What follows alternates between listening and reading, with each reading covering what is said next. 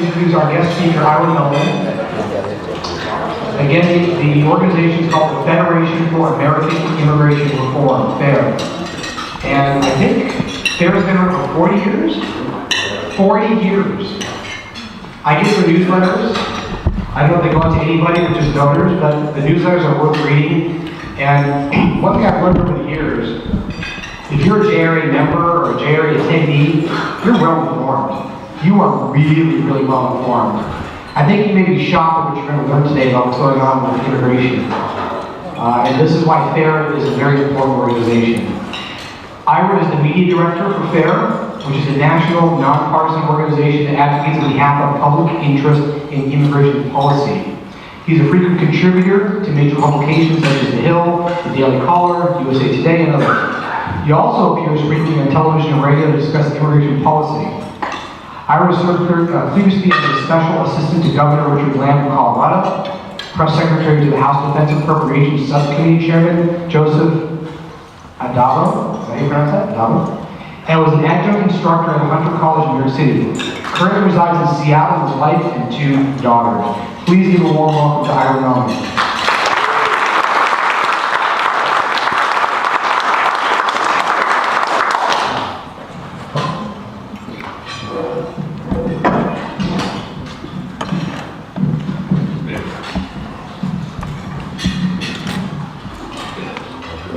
Up here.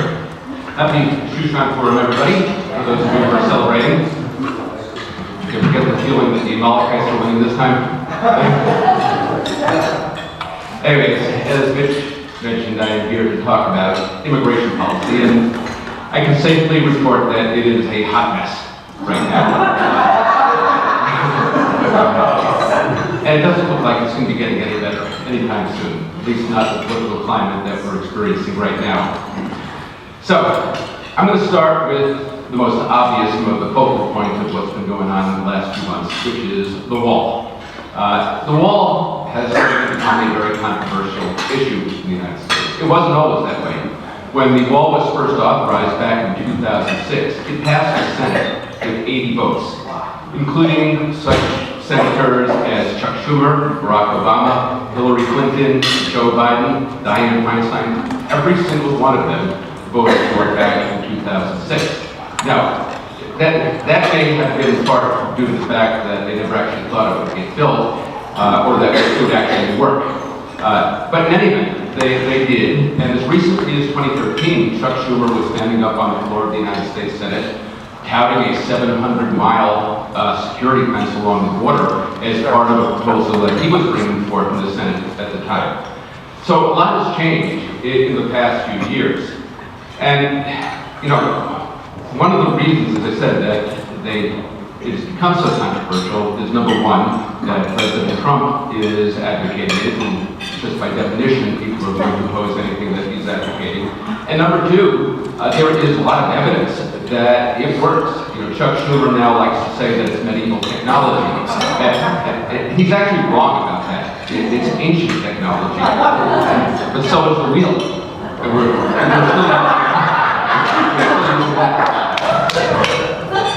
But if you're looking for empirical evidence that a wall actually works, I assume a lot of people in this room make frequent trips to Israel and have been there many times over the years. I know I do. Back in 2002, I was standing on the streets in Jerusalem when a bomb went off 2 blocks away during the height of the Second Intifada. And eventually the Israelis said, you know, enough of this, and they put up a wall.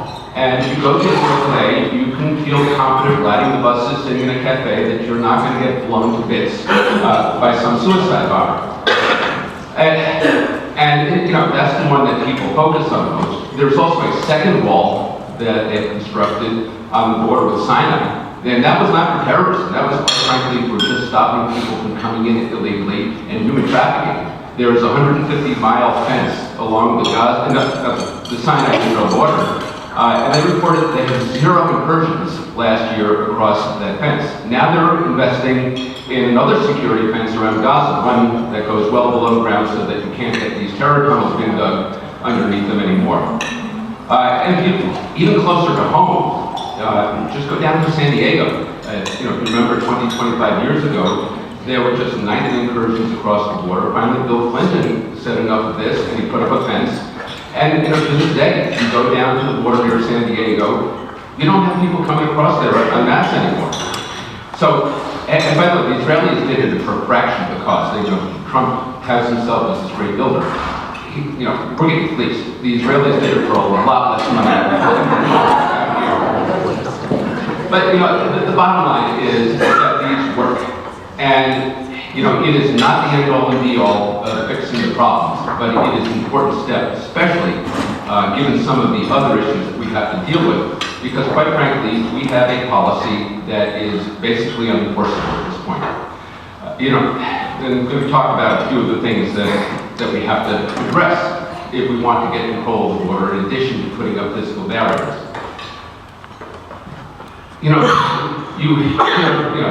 Some people on the Democratic side saying that we don't have a crisis.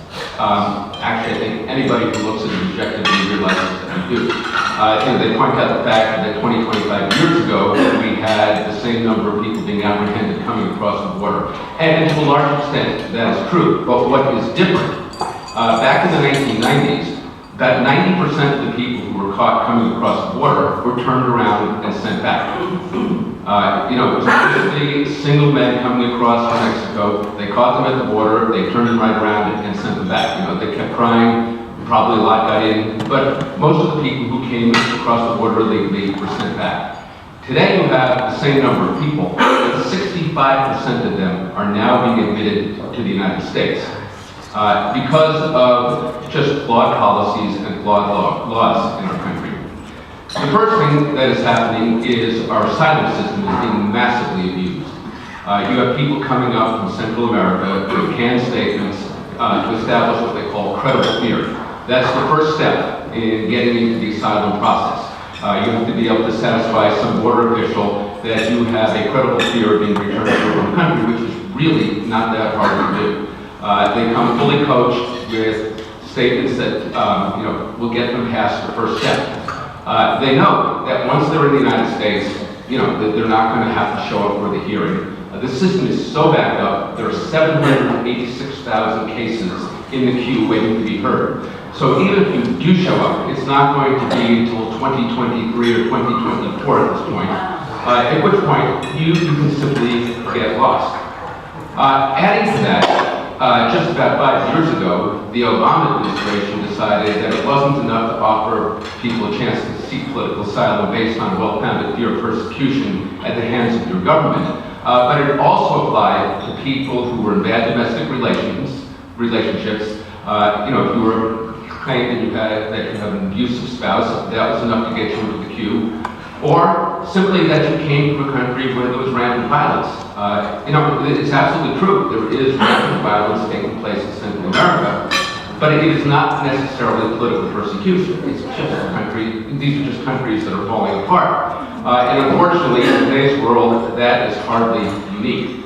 So after the Obama administration changed that definition in 2014, we started to see this surge of people coming up here making bogus asylum claims, understanding that once they got to the border, they would be admitted to the United States, they'd join the 786,000 people who are already in line, and they would just take their chances. Now, some of them do show up at the hearings, but most of them are turned down. But being turned down doesn't necessarily mean that you are going to return home.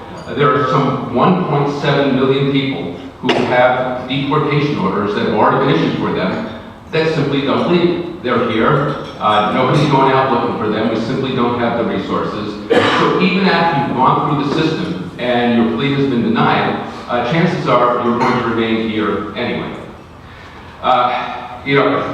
Back when before Trump fired him, Jeff Sessions tried to tighten up on the regulations. He tried to reverse the Obama administration's expansion of the definition. Like everything else these days, that is being tied up in the courts, and we'll talk about what's going on in the courts in a few minutes. Basically, the courts have said, no, you can't, even though it was just an administrative decision on the part of the previous administration, you can't change it back to the way it was before 2014. The second factor that we're seeing driving this surge at the border is the fact that if you come with children, those children essentially served as get-out-of-jail-free cards. Under a Supreme Court decision that took place back in the 1990s, it said that this would actually apply to unaccompanied minors, that they cannot be detained for more than 20 days if there's somebody who's going to take them in. What happened in the interim is that a few years ago, a lone federal judge here in California decided on her own that not only does it apply to unaccompanied minors, but even to children who come in the company of their parents. And so after that decision was handed down a few years ago, but by the way, the Obama administration did put up kind of a weak fight against it, but eventually caved in and accepted that. If you show up with a minor in tow, chances are almost 100% that you are going to be allowed into the United States. We can detain families with children for a maximum of 20 days. So they know that within 3 weeks, they will be out on the street. Now, we saw what happened this past summer when the Trump administration decided it was going to separate the adults from the children because you can hold the adults for as long as reasonably necessary. And it was a terrible policy. I mean, there's no question that it was a terrible policy, but what nobody seemed to recognize is that there were only two options on the menu, and they're both bad. One of them is doing what they tried to do. The other is just send a signal that if you show up with a kid, you're going to be into the United States. And again, you're going to get in the queue. Maybe you show up, maybe you don't. But chances are you're never going to leave the country. The third thing that needs to be fixed, and the third thing that's driving this, in addition to the families with children, you have large numbers of unaccompanied minors showing up to the border. And again, this was due to the unintended consequence of a well-meaning law.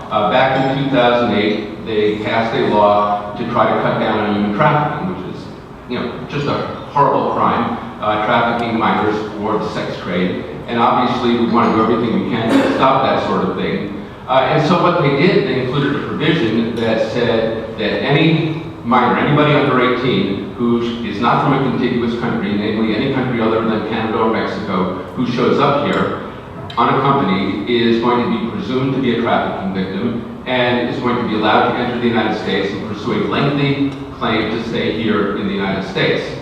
So what was intended to prevent human trafficking has turned into a system that makes the human smugglers very rich now, where they're smuggling minors into the United States.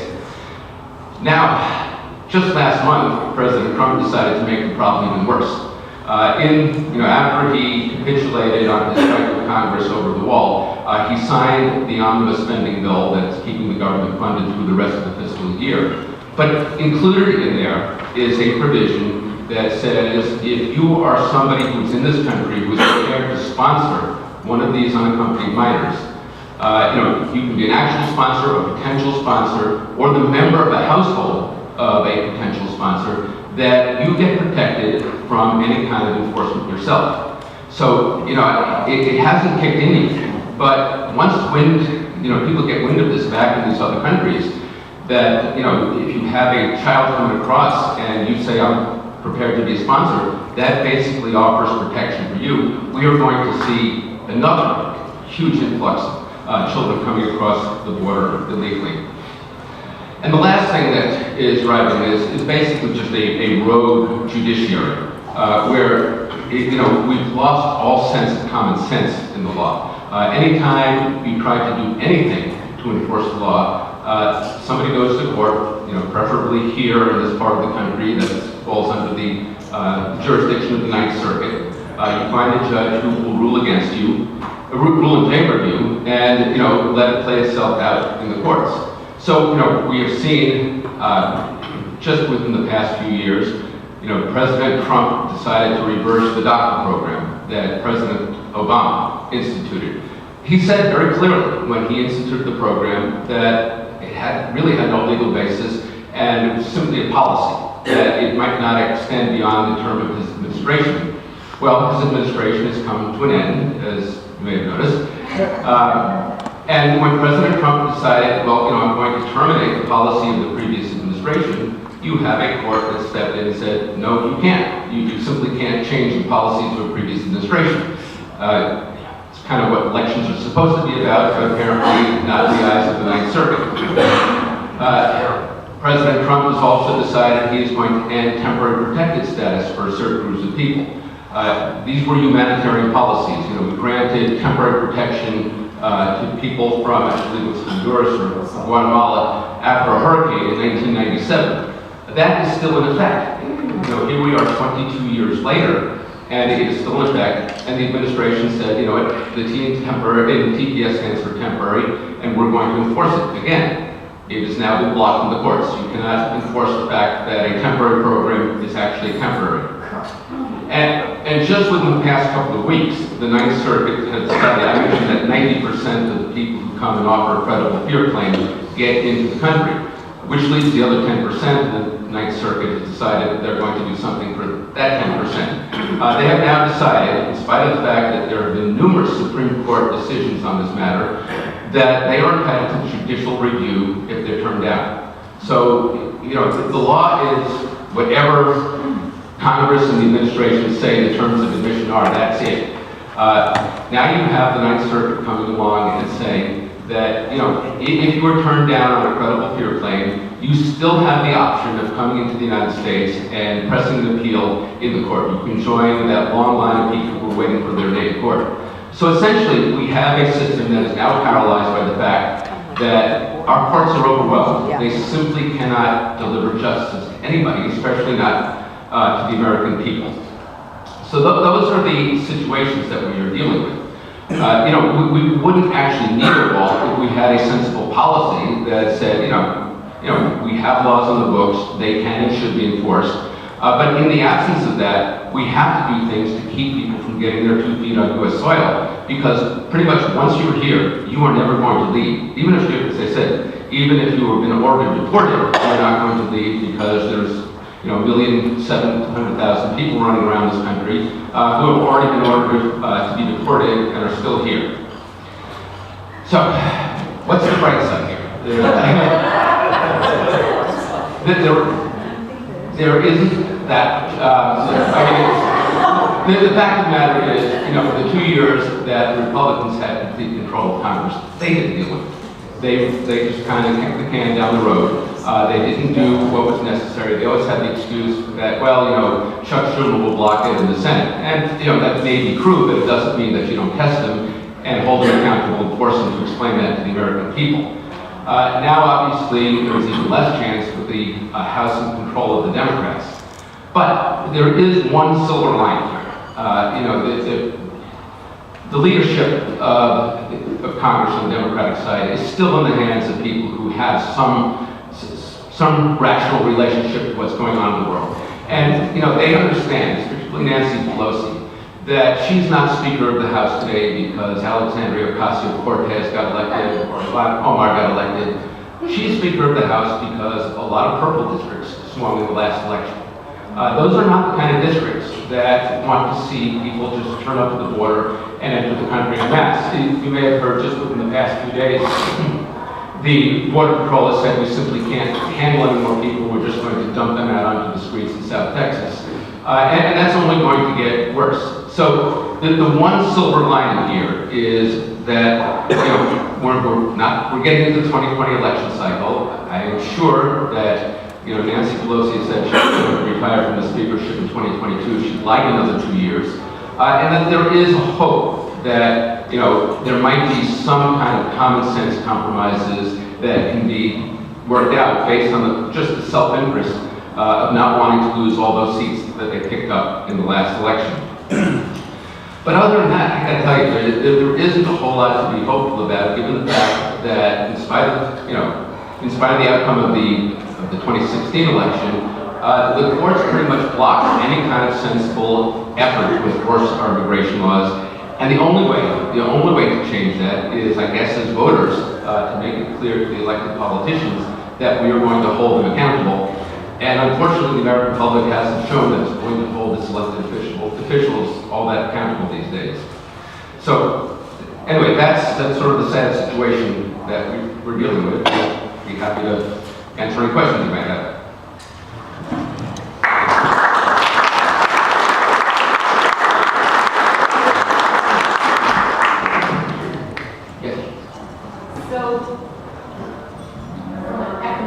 Can you stand up also? From an economic point of view, how much did it cost the Israelis per mile? It was a lot. There was an article I saw in Forbes magazine, and it was a fraction, pennies on the dollar for So it. can we find out who was doing that for them? Or is it- Yes. Yes. As a matter of fact, you can. The Forbes article, actually, the Forbes article, yeah, I know. Why not? They believe in unions. Just a quick question. I'm just curious because it's something that's been on my mind about the whole issue with the asylum program. Nobody ever talks about when, okay, the people coming across the border. What about the people that are flying into various airports throughout the country? And they come in here and they come through customs. I'm assuming they could do the same thing. They say, if they're not legally supposed to be here, they can some way say, I want asylum, and they can get the same issue as the people coming across the border. Yes. But no one talks about that part of it. That used to happen. It was happening a lot in the 1990s. You had people showing up at the airports. They had flushed their travel documents down the toilet, so they didn't, we couldn't identify what country they came from. And they were just showing up large numbers at the airport. And again, President Bill Clinton said, you know what, we're not going to tolerate that. And he started putting adjudicators right there at the airports. You come in, you tell your story to an adjudicator. If it didn't have any merit, they put you right back on the next flight from whence you came. So. Is that today still? Probably not. I don't. You don't have that many people coming in through the airports anymore. I'm sure there's some. But that was the way it was dealt with. And again, not controversial. People coming in and using the system simply wasn't tolerated 20, 25 years ago. And now it is. Not only is it tolerated, it's actually flooded. They have the same rights at the airport as they would have Yeah, across the border. right. Some people do come in that way. Right, so they made their statement to the adjudicator made a determination that had validity. They let you get into the system, otherwise they put you back on the next flight. Hi there, thank you so much for coming, by the way. Real quick, I was wondering, so in San Francisco, I believe it was last year that the board, the city council, their version of it, anyway, voted to allow undocumented folks, illegal aliens, people who are here illegally, but had shown residency within the city or the county, or at least the city, to have voting rights. What I'm perplexed about is why no one has challenged legally, up to maybe even the Supreme Court level, the validity of non-citizens to vote. Because it just seems very much to me the way that the circle of the Democratic Party is going is that they are alienating people like Nancy Pelosi or people that might fall within the middle or harken back, heck, Bill Clinton looks like Ronald Reagan on steroids now. So the reality is, what I see, just as an outsider, as I'm not a Democrat, is that the Democrats are being pushed so far to the left that the reality that's maybe the machinations is we get so many people in here, we get them so much on the political dole, so to speak. We empower them with voting rights. We've got a built-in constituency. What are your thoughts on that? And then just in terms of the legal aids of what can we do to help maybe promote, we need to get this in front of the Supreme Court, or if there's any power at all. Thank you. Yeah, I don't. The thing is that voting is controlled by state and local governments. The voter registration, all those things are controlled by state and county governments. It's not a federal issue. So it has to be determined in each jurisdiction. As far as the political motivation, you're absolutely right. Democrats see political advantage. They believe they can turn out voters. For a long time, the Republicans saw a lot of cheap labor, which actually isn't cheap. It's really subsidized. Just means somebody else is paying the real cost, not the direct employer. And so there's been this kind of tacit agreement between the two political parties to just tolerate the status quo. What you might be seeing now within the Democratic Party is that the traditional leadership is starting to look at what they've created and get a little scared themselves. The revolution is consuming the parents right now. You had Ocasio-Cortez standing up threatening primary, any Democrat who disagrees with her agenda. So there are people within the Democratic Party who are seriously worried about what is going on right now, but I'm not sure how you get the genie back in the bottle once it's out. Yeah. I blame Trump and his administration for this situation. Why am I wrong? For which situation? The big mess you described. You know, it's not entirely his fault. I mean, he's tried to do certain things.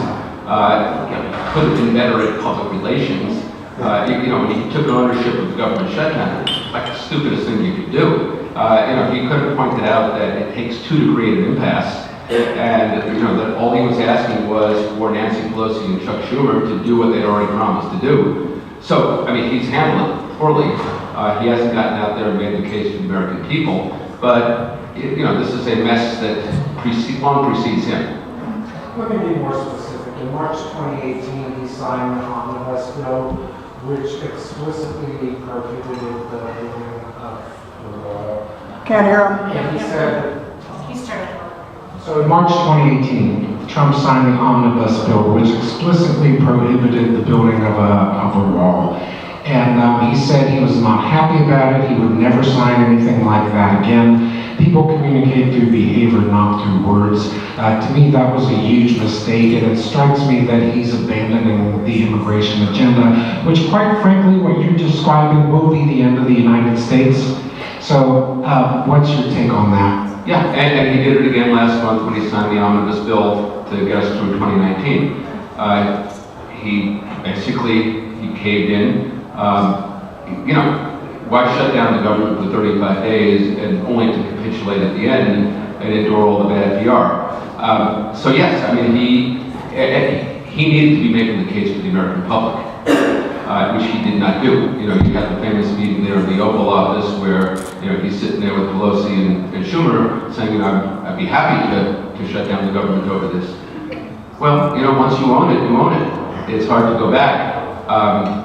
And if you're going to do this, you need to be out there going over the heads of Congress and telling the American public directly what's at stake and what needs to be done, which he has not done. So, yes, I mean, to that extent, he is culpable. Yes, he has. Yes, he has. I was just wondering about last year, the caravans. Did you have any insight on that? Because I kind of doubt that a bunch of people from Nicaragua and Central America just spontaneously got up and said, let's walk north. But yeah, I mean, that's been happening for a long time. But yes, I mean, somebody was obviously behind that. It didn't happen spontaneously. But again, it is all due to the fact that people understand that once they do show up at the border, that they pretty much won.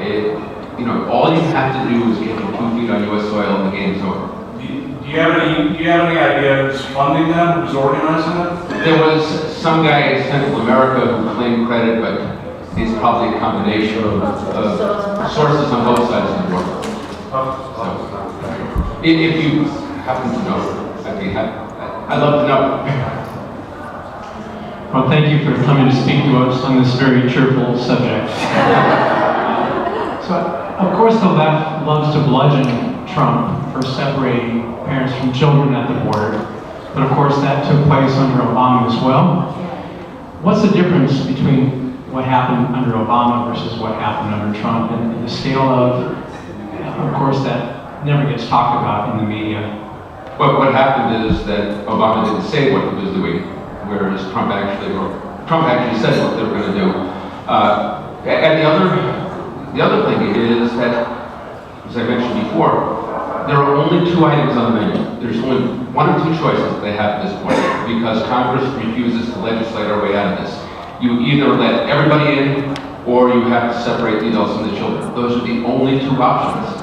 And, you know, we shouldn't put ourselves in this kind of straitjacket. We should have more viable options for dealing with problems, but we can't seem to agree on anything anymore. And so we're stuck with these 2 lousy options, and we're, you know, whatever we do is going to turn out bad. So it's been going on for years under Obama. It was, you know, the Obama administration did do it. And by the way, you know, you do have to do it at some point, because you have to establish that the kids actually do belong to the adults. Because otherwise, you're aiding and abetting in human trafficking.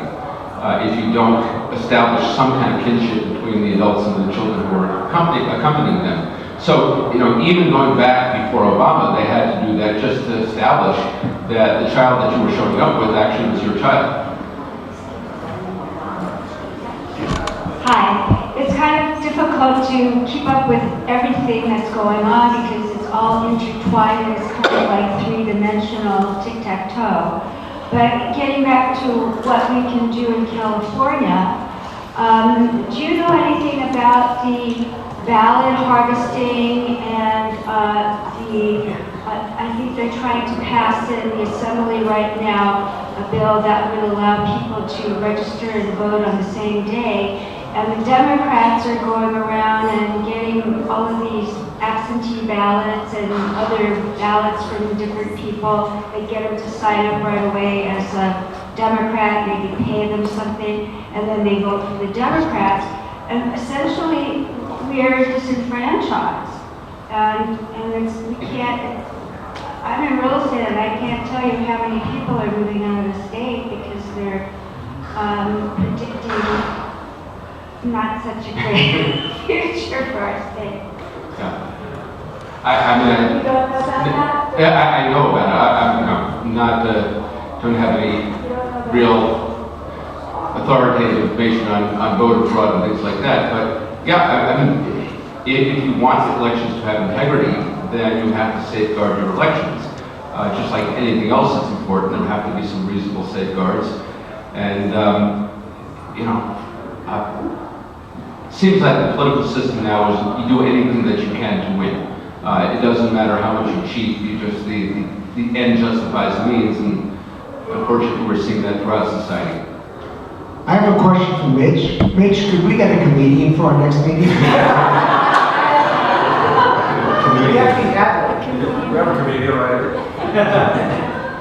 Does anybody else have any other questions?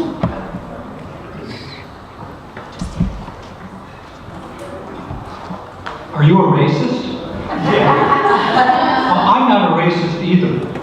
And it seems to me that we need to do a better job propounding our position and fighting the charge that we're all racists. And I don't know if it's a matter of public relations, if we don't have the proper spokesperson, but it's very frustrating to me that is the light that is shining upon us. That is how we are characterized when we raise this issue. It's a lot of things. Political discourse used to be, here's why I think I'm right and you're wrong.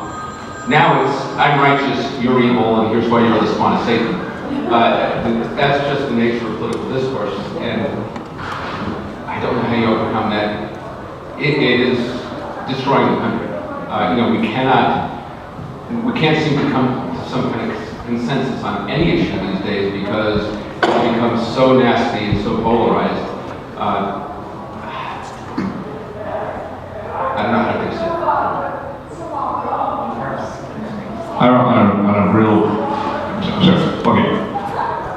Hi, everybody.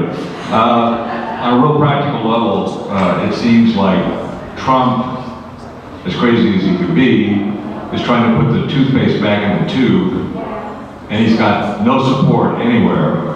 And that's, our friend is very frustrated here. Is there anybody reasonable on this issue in Washington? I mean, everybody on both sides seems to want to have an open border in both parties, except maybe the Freedom Caucus. Yeah, I mean, I'm sure there are people like that, but they get shouted down now by the extremes. You don't step out of line these days without paying a big price. And most politicians are cowards, and they're not willing to stick their necks out. So, yeah, I'm sure, just like the American public generally has, some consensus about just basic common sense. There probably is in Congress also, but it's impossible to do anything because it has become so nasty and so polarized. So. Howard, did you have something you wanted to add? Okay. Can you explain to our audience what you brought? I have no idea. They sent them here. I just put them out on the table. But packets of information, they're back there, please pick them up. I'm sure there's something in there that might be interesting. Last question. So at this stage of the game with the emergency declaration, tenuous at best, do you see an option at all for the wall being actually completed? Well, there is the 2020 budget cycle coming up, and if Trump wants to do something, he needs to start making his case now, not waiting until like 10 days before the fiscal year comes to an end. And you said the emergency declaration, it's kind of an indie thing. If you have presidents going around saying I'm declaring a national emergency because Congress won't do what I want, we're heading further down the road to dictatorship in 4-year increments. So it's, again, it's the ends justifying the means. Congress did speak on this. They said you're getting $1.375 billion and that's it. And if you don't like it, then elect a new Congress. But it's hard for. Yes, we have a crisis down there, but once you have presidents deciding that Congress doesn't do what they want, they're just going to declare emergencies, we're in trouble. So you were negative on the declaration? I'm not taking the side of it, but it is a very, very dangerous precedent. It was used, for instance, President Obama used it when there was the threat of Ebola outbreak. I think there's consensus that we don't want Ebola in the country, although who knows these days. It wasn't political, and Congress didn't have time to act. That's what the emergency declaration is for. So we're in a different situation here. Maybe I could just shout. Quick one, hopefully. So, very cogent speech, thank you for coming. You made some great points, but if we're talking to people on the left, they seemingly have the moral standing, right? These are humanitarian things that they try to enact, which you said are very lovely, right? So if you could give us 2 or 3 bullet points of things that we could counteract that with, that were also morally defendable, that's the sort of thing that they listen. Do you understand what I'm saying? Do you have some of that? Right, yeah, we're trying to deal with this strictly as a humanitarian crisis, and it is a humanitarian crisis to some extent, but you can't deal with it solely as a humanitarian crisis. You've got situations in those countries where you have governments that have basically collapsed. We have to start holding the people in charge of those countries accountable. We can't have a world in which you screw up and all of a sudden it becomes somebody else's problem. If you look at the situation in Central America, it's bad, but that's replicated. You multiply that by literally billions of people around the planet who live under similar conditions. The second thing is that you've got to recognize that there are limits. You simply cannot deal with all of the needs of everybody in the world and still be able to provide adequately for people here in this country. People are paying for it. We've got a lot of issues in this country where people aren't getting the things that they need. And here we are trying to extend benefits and everybody, and people going to court to try to claim them. At some point, you have to understand that the country can only survive if we have a management system in place, and if we don't have a management system in place, we're all going to go down together. Thank you.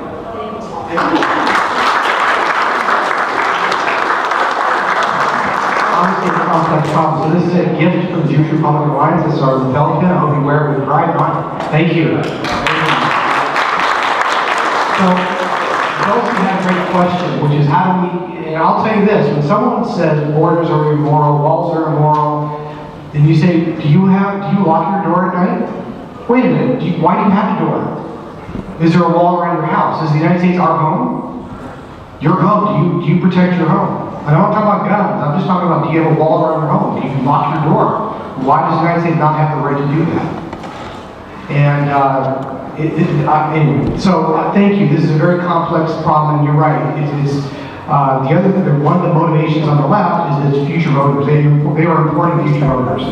If they thought that the people sneaking into this country were future Republicans, that won't be built like that. They would be. So So it's a very serious problem. And thank you for all the work that you do. But have discussions with people and just ask them very simple questions. Why do you have a door? Why do you lock it? Why do you have a wall around your home? Why does the United States? Is this our home? Why are we allowed to do that? It's a very serious problem. So we meet the fourth Friday of the month here. San Fernando Valley is the first Friday of the month. Orange County is the third Friday of the month, sorry. Next month, as Judy said, we are not meeting because we had rabbis give us an earful. You can't meet during Passover and have a meeting. So there'll be no meeting next month. How many have heard of the Israeli American Council, IAC, or Adam Milstein? He's going to be our guest speaker at San Fernando Valley next month. Yeah, he's great. April 5th at Braemar Country Club. And someone asked for a comedian, Fred did. Well, we actually had Eric Golub. How many were here for Eric Golub? He was an intellectual and he was funny. And I mentioned also that I think in May we have Bill Whittle. Is that right, Judy? Bill Whittle is also an intellectual and a comedian. So we'll have some lighthearted stuff too, but it's important stuff. Anyway, yeah, the upcoming event is there, Matt. Get involved, join. Ida was kind enough to mention she wants to volunteer. We are a volunteer-based organization. Please talk to Senator about volunteering. There's membership cards in the back. Our country's future is at stake. Please get involved. Thank you for being here. Shabbat Shalom.